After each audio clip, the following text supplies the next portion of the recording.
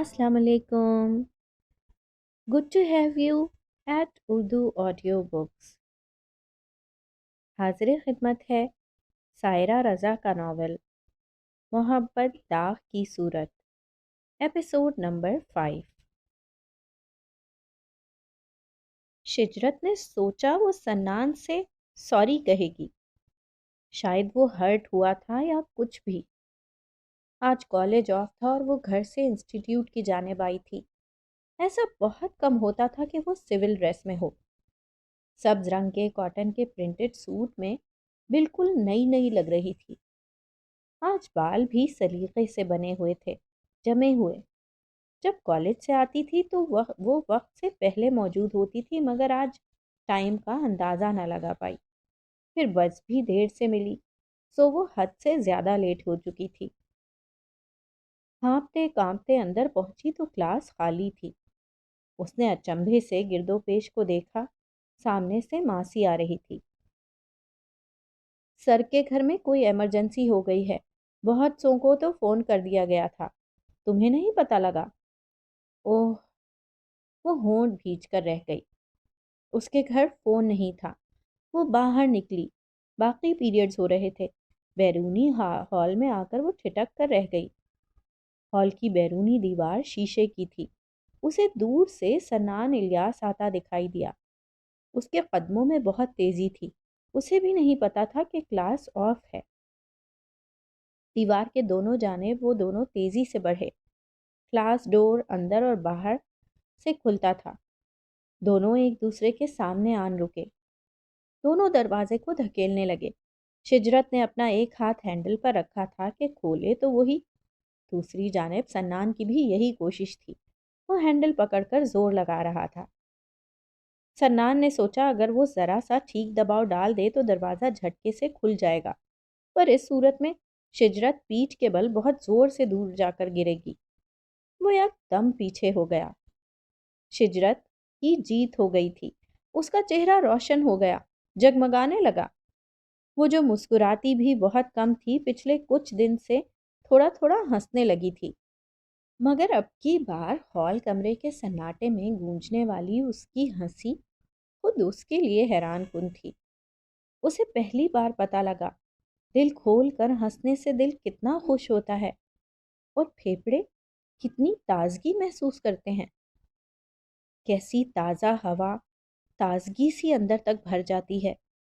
वो अपनी किताबें और बैग पेट से लगाए हंसते हुए बाहर निकली थी। सन्नान हंसा नहीं, वो मुस्कुराते हुए उसे जीत का जश्न मनाते देख रहा था। उसे भी पहली बार पता लगा वो हंसते हुए कितनी नई नई और खूबसूरत और दिल फरेब लगती थी। सॉरी, मैंने शायद तुम्हें हर्ट किया, शिजरत ने कहा था। No, no sorry. शायद मैंने तुम्हें ज़बरदस्ती माइल करने की कोशिश की। हर शख्स की सोच होती है। दिलचस्पी, जैसे दुनिया में हर इंसान शायरी नहीं कर सकता, वैसे ही हर कोई नहीं समझ सकता। सॉरी तो मुझे करना चाहिए। सनान भी सॉरी ही सोच कर आया था। नहीं, सॉरी मत कहो। मैं वाकई शायरी को समझना चाहूंगी। शायरी समझने की चीज़ नहीं है बेवकूफ़। वो उसकी कम इल्मी पर अब खफा नहीं था। ओके, मैं जानने की कोशिश करूंगी। शायरी कोशिश का नाम ही नहीं है।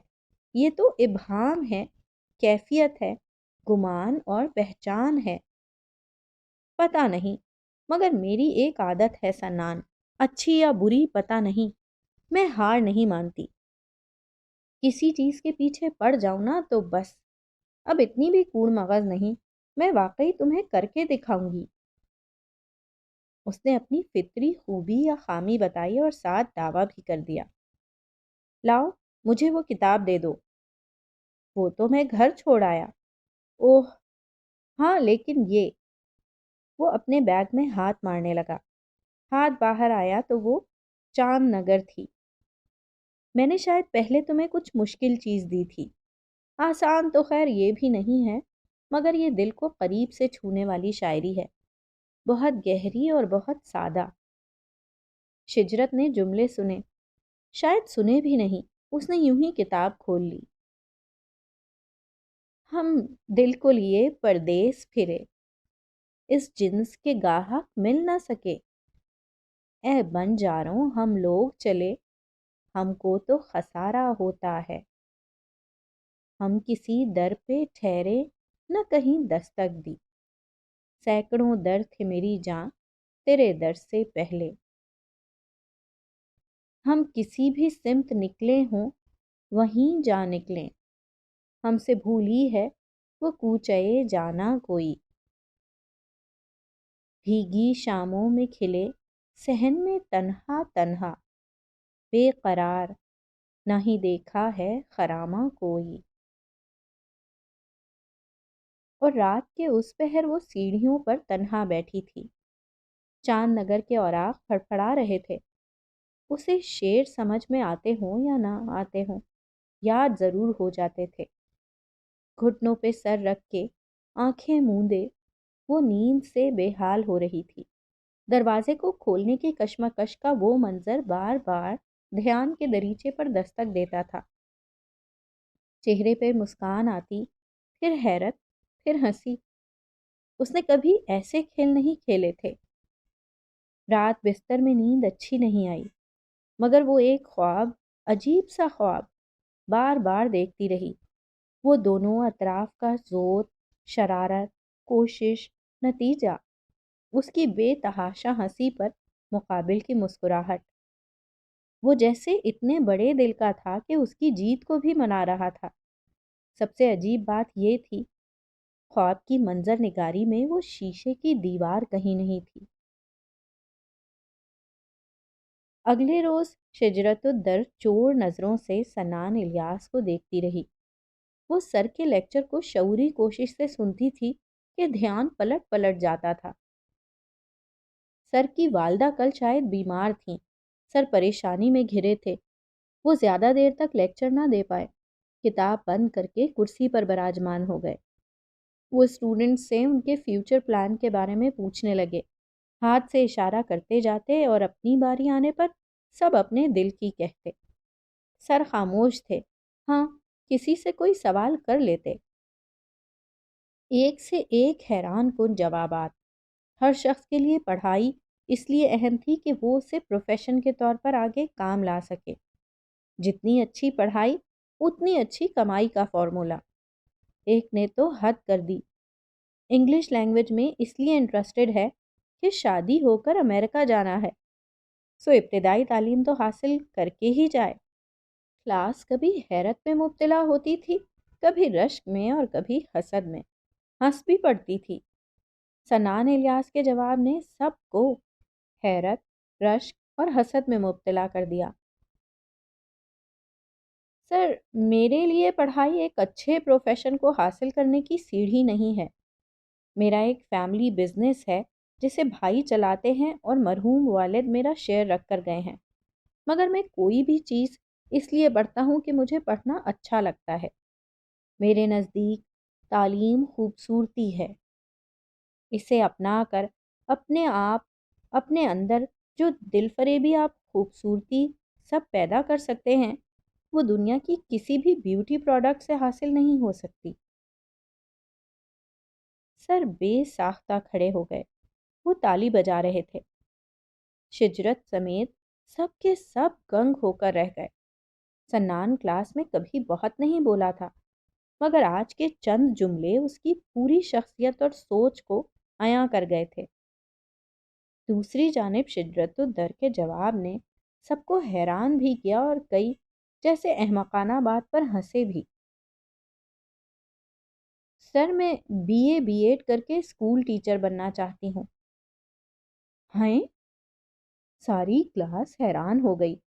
اپنی ذہانت پلس محنت وہ کلاس کو دکھا چکی تھی۔ اس کے سارے کام مکمل ہوتے تھے اور ایک بار کی سمجھائی بات اس نے کبھی دوبارہ نہ پوچھی تھی، اور جواب اتنا سادہ اور دو ٹوک۔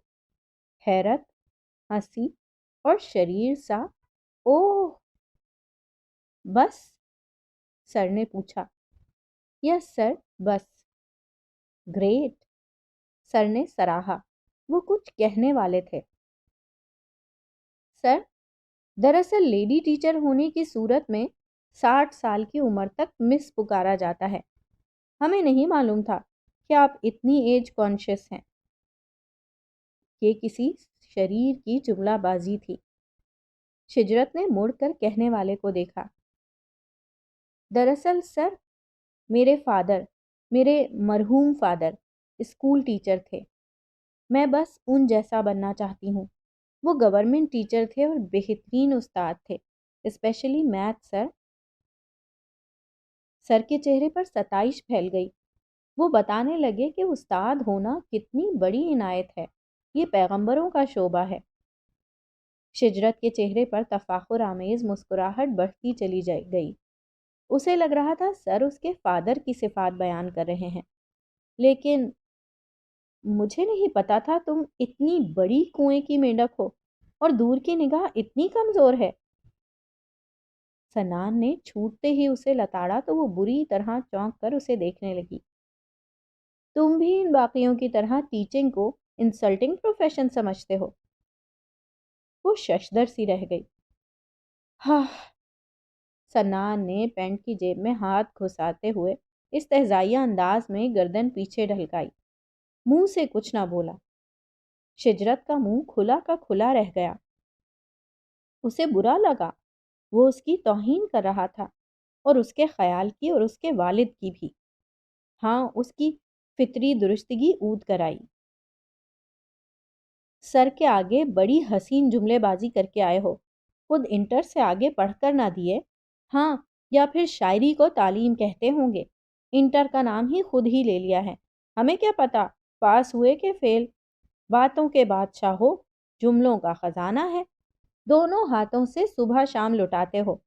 دنیا دریا دلی کی تعریف نہ کرے تو کیا کرے؟ وہ غصے سے سرخ ہو گئی تھی. ادھار رکھنے کی وہ فطرتاً قائل نہیں تھی. اسے لگا سنان نے اس کے ابا کی بے عزتی کی ہے. وہ اس کے اپنی ذات پر بہت سے احسان مانتی تھی، مگر ابو کے لیے؟ ہاں، وہ تھی احسان فراموش. اس کے بھبوکا چہرے اور سخت تلخ لہجے پر وہ برا نہیں مانا. مربیانہ انداز میں مسکرایا اور مسکراتا ہی چلا گیا. شجرت الدر کو اور زیادہ برا لگا. تم تو بھئی بہت غصے والی ہو. دن میں تارے دکھا سکتی ہو اور آئینہ دکھا سکتی ہو، اور میرے پاس جملوں کا خزانہ ہے تو تمہارے پاس جملوں کا اسلحہ خانہ. منٹوں میں اگلے کے فرخچے اڑا سکتی ہو، نیز تو نابود کر سکتی ہو. وہ خفا نہیں ہوا تھا، جھوم گیا تھا، جیسے خیام کی ربائی سن لی ہو. شجرت کا چہرہ ہنوز پتھر تھا. وہ شاید آستین چڑھا کر لڑنا چاہتی تھی. اس کی خاموشی بھی کھل رہی تھی. وہ کچھ بھی کہے تاکہ وہ اسے تاک تاک کر جواب دے سکے، اور وہ چہرے کی تحریر کا حرف حرف پڑھ رہا تھا، سمجھ رہا تھا. میٹرک میں شروع کے 20 اسٹوڈنٹس میں نام تھا اور انٹر میں A1 گریڈ. آنرز کے لیے یونیورسٹی میں ایڈمیشن بھی ہو گیا تھا، مگر شدید خطرناک ایکسیڈنٹ کے باعث تقریباً 1 سال بیڈ پر رہا. اب نیو ایڈمیشنز میں جاؤں گا. وہ زیر لب مسکراہٹ کے ساتھ بہت سرسری سا بتا رہا تھا. شجرت کے چہرے کے تاثرات نہ بدلے. وہ بے یقین تھی. کیا پتا سچ کہہ رہا تھا کہ جھوٹ. وہ اس کے بارے میں جانتی ہی کیا تھی؟ سنان چہرہ شناسی کے فن میں ماہر تھا، یا شجرت کو ہی پڑھ پاتا تھا؟ وہ یکدم بیک پر لگا بیگ اتارنے لگا، پھر نیچے جھنک کر اپنی جینز کے پائچے مقدور بھر موڑنے کی کوشش کی. یہ ادھر دیکھو. اسے پکار کر پھر وہ خود ہی اس طرح آگے آ گیا کہ شجرت کی نظر پڑ جائے، اور شجرت سن رہ گئی. اسے اپنی آنکھوں پر یقین نہ آیا. دونوں پنڈلیوں کا رنگ باقی جلد کی نسبت زیادہ سیاہ تھا. ہڈی میں ہلکا سا خم محسوس ہو رہا تھا، اور ٹانکوں کے نشان یوں نمایاں تھے جیسے ابھی ابھی لگائے ہوں. تیز رفتار ڈرائیور اپنے حساب سے میری ٹانگیں کچلتا ہوا ہی گزرا تھا. یہ تو شاید میری ماں کی دعائیں تھیں کہ میں زندہ بچ گیا، اور معذوری سے بھی بچ گیا. وہ بہت ٹھنڈے بے تاثر لہجے میں بتا رہا تھا۔ شجرت کا ہاتھ ہونٹ پر جا رکا، وہ غیر ارادی طور پر نزدیک چلی آئی، اس کا چہرہ شرمندگی کے احساس سے چٹکنے لگا تھا۔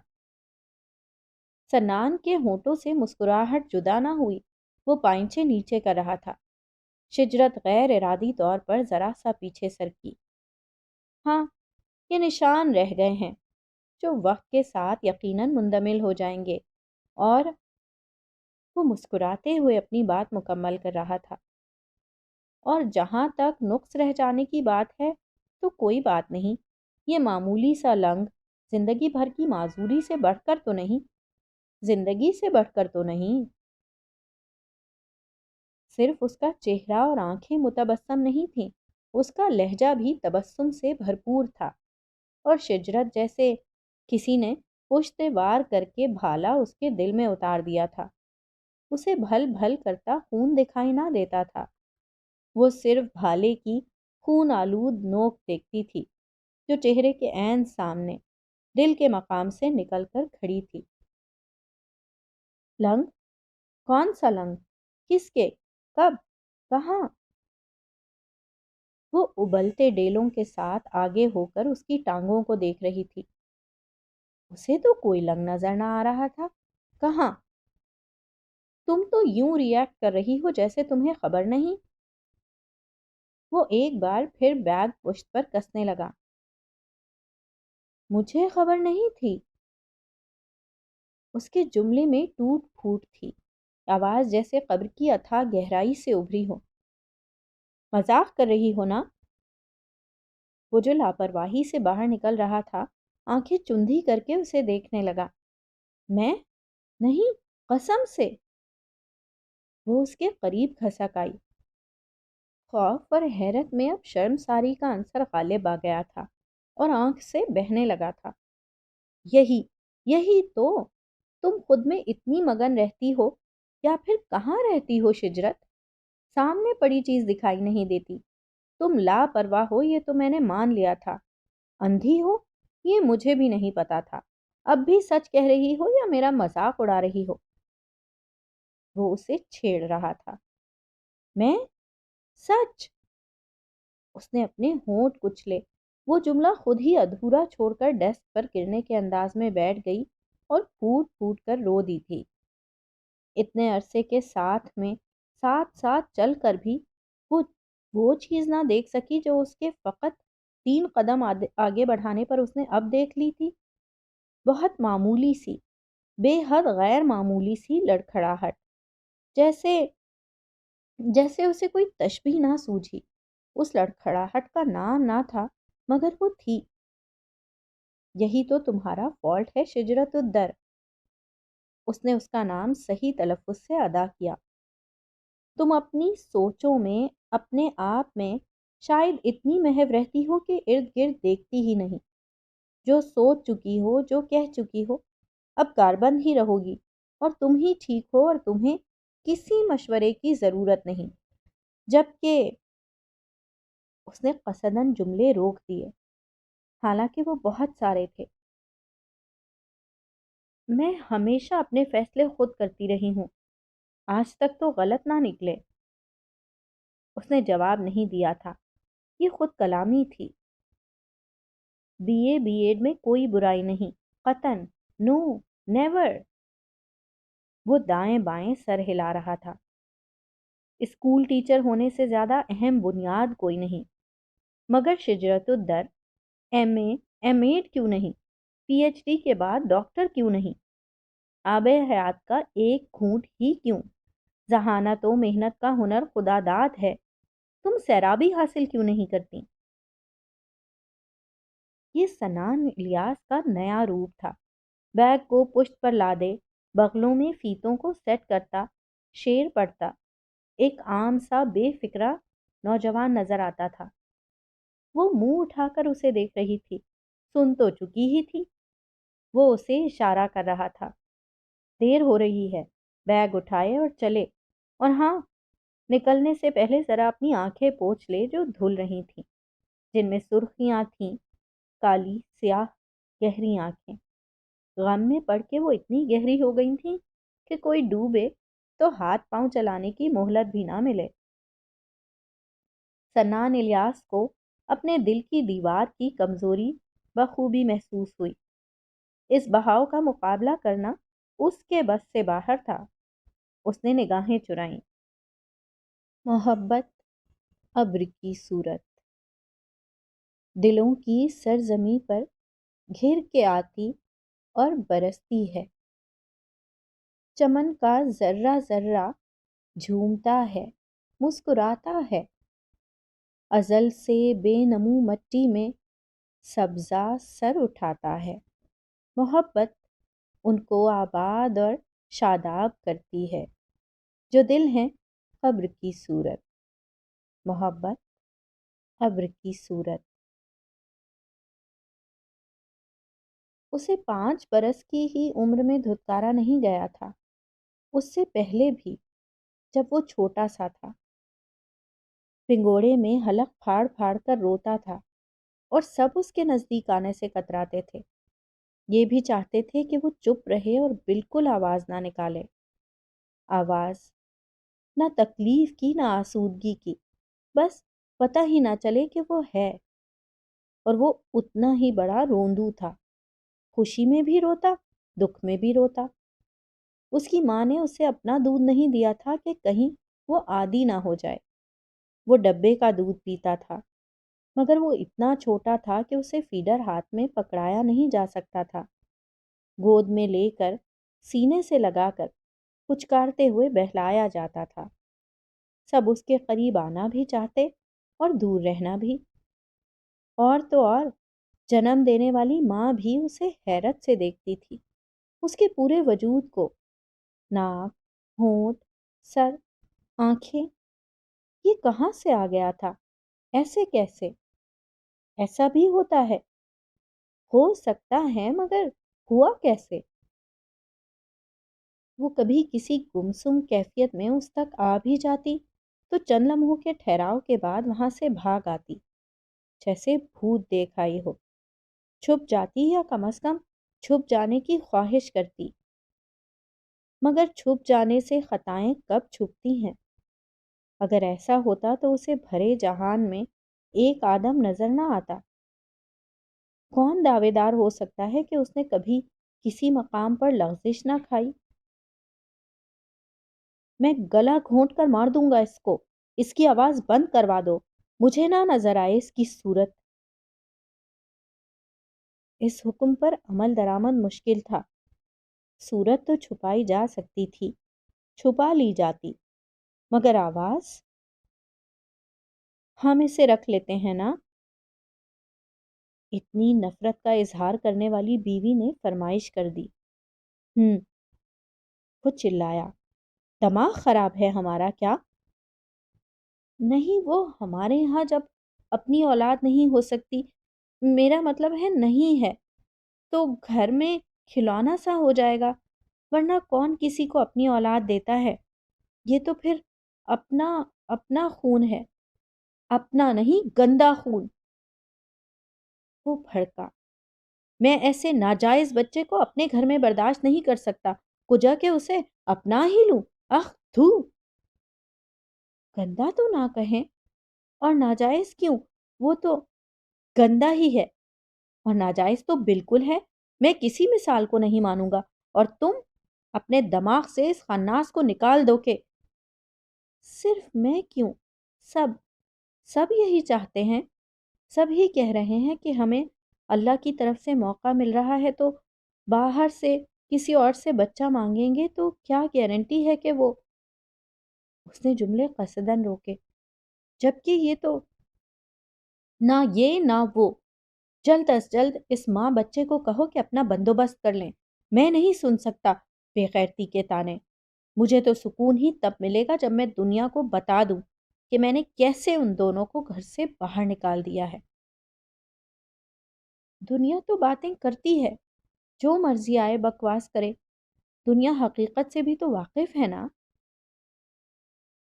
اس کے پاس ویسے ہی قائل کرنے کو دلیلیں کم تھیں، اور پھر جب سننے والا جھڑک دے اور آگ بگولا ہو جائے تو وہ تو کچھ ماننے کو تیار ہی نہیں تھا۔ وہ چھپ چھپ کر اس کی غیر موجودگی میں اس سے لاڈ کرتی، چوم لیتی، اور جو وہ دیکھ لیتا تو نوچ کر اس سے الگ کر دیتا اور جا کر اسے اس کی ماں کی گود میں پٹخ دیتا، جو حیرت سے بس چہرہ دیکھتی، بچے کو ہاتھ نہ لگاتی۔ وہ اسے یوں تکتی تھی جیسے عجوبہ ہو۔ وہ اسے دھتکارتی نہیں تھی، مگر اپناتی بھی نہیں تھی۔